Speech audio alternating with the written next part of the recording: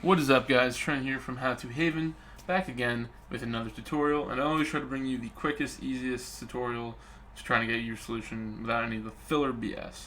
And today I'm going to show you how to quickly clear all your liked songs on Spotify.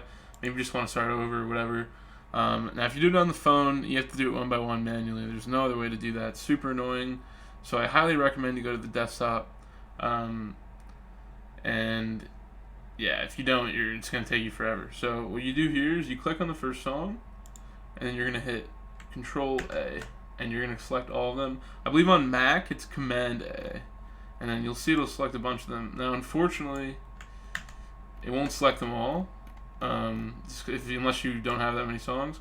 So you just have to keep scrolling down and hitting Control A until you get them all, and then you can hit Remove from your like songs. I'm not going to do it because I don't want to, but after that, you just do that, and they're all going to be gone.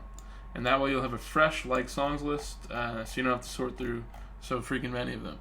If this helped, guys, please let me know. And as always, leave a like on this video. Really appreciate it. Thanks.